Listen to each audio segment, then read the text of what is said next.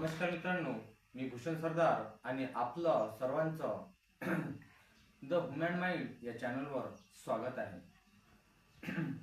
एक नवीन विषय घेऊन आलो आहे. त्या विषयाचं नाव आहे, जे लोक सतत तुमच्यावर टीका करतात ते खरंच तुमच्यापेक्षा चांगले असतात का? म्हणजे काही लोक आपल्यावर नेहमी टीका करतात हे आपल्याला दिसतं, पण आपल्यावर टीका करतात म्हणजे ते नेहमी चांगले असतात का? ते याविषयी आपण आज जाणून घेऊया की मानसशास्त्र काय सांगतं.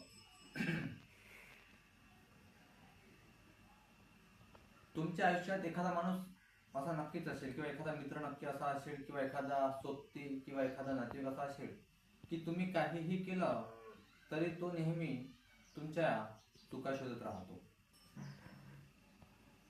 पण मानसशास्त्र काय सांगतं? मानसशास्त्र सांगतं, समोरच्या व्यक्तीने आपल्यावर केलेली टीका ही नेहमी सत्यच असते किंवा खरीच असते असं नाही.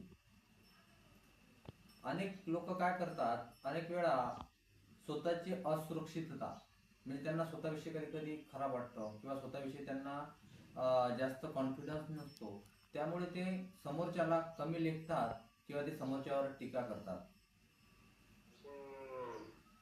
याचा अर्थ प्रत्येक वेळी जी आपल्यावर टीका होते ती चुकीची असते असं नाही. काही टीका आपल्याला सुधारण्याची संधी देते,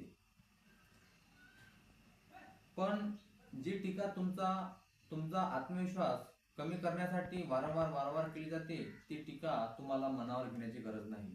म्हणजे काही लोक काय करतात, एखादी टीका वारंवार करतात. समजा आपल्याला एखादा विषय नसेल जमत, एखाद्या गोष्टीत आपण कच्चे असो, तर कधी कधी लोक काय करतात, तुला जमणारच नाही, हे तुझं काम नाही आहे.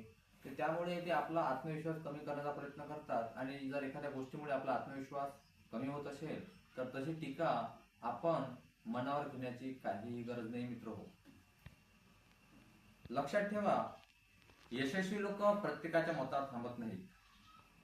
ते योग्य सल्ला स्वीकारतात आणि बाकीचे जे सल्ले आहे किंवा टीका आहे ते दुर्लक्ष करतात. म्हणजे जे काही यशस्वी लोक झालेले आहेत ते लोकांनी दिलेला सल्ला प्रत्येक गोष्ट मनावर घेत नाही. जे फायद्याचं आहे तेवढं घेतात, आणि बाकीच्या ज्या वाईट गोष्टी आहे किंवा ते ज्यांना चुकीचं वाटते ते दुर्लक्ष करतात.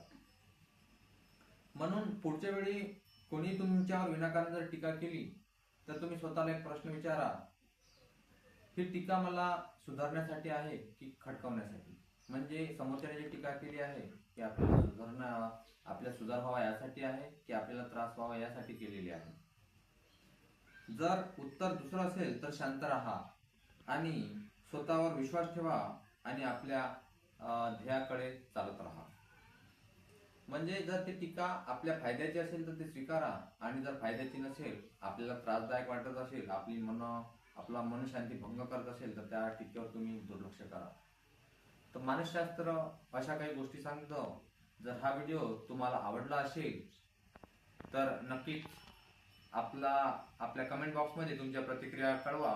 आणि एखादा विषय तुम्हाला अजून कोणता खटकतो किंवा लोक तुमच्याबद्दल अजून काय काय म्हणतात, अशाच एखाद्या नवीन विषयावर जर तुम्हाला माहिती हवी असेल तर त्या विषया संदर्भात आमच्या कमेंट बॉक्समध्ये नक्की कळवा. आम्ही तसा व्हिडिओ बनवण्याचा नक्की प्रयत्न करू. धन्यवाद.